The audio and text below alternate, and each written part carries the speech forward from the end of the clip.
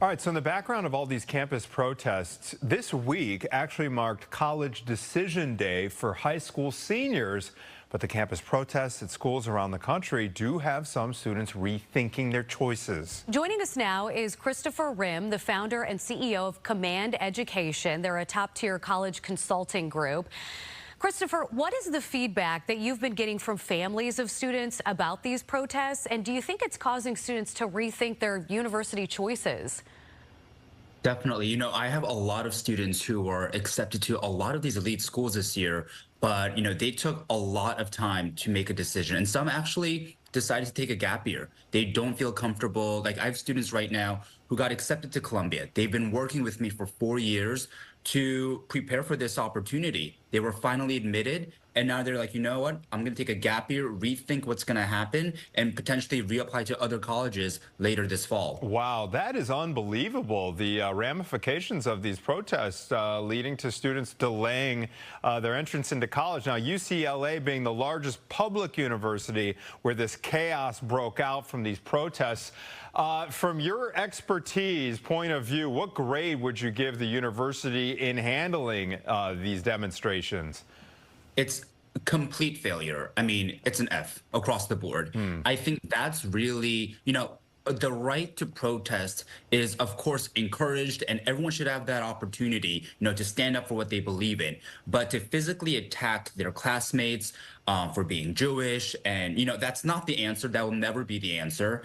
And, I think people who really care about human rights shouldn't be selective with what causes they care about. And I think that's a huge issue. And the leadership at these universities did absolutely nothing to prevent their students, to really protect their students, actually, through this entire ordeal.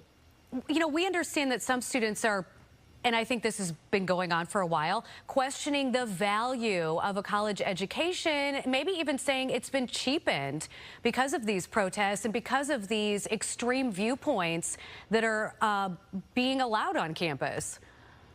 Definitely. I think right now on a short-term, trajectory, I think definitely people are not seeing the value. Like, the value of a Columbia degree and diploma is really not what it was worth just 5-10 years ago. And especially because a lot of business executives are on Twitter, on X actually, talking about how they're not going to hire any grads from certain universities.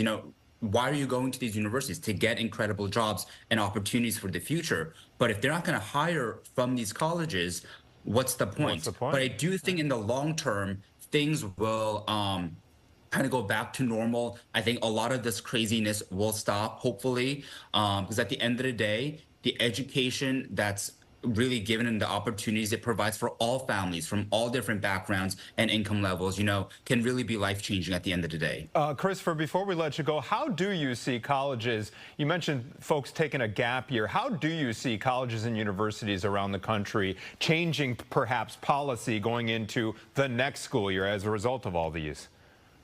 I think because a lot of schools are now starting to really bring back testing requirements. I think that's gonna, it's gonna be harder for a lot of these students to get into these schools. So I think there are a lot of policies that, these schools are thinking about. It's way too early for us to know what they're going to do to change. But I definitely know, they would be, out of their minds if they're not thinking of making some changes to the admissions process. All right. Christopher Rim, thanks so much. We appreciate your feedback. Thank you for having me. Thank you. Here's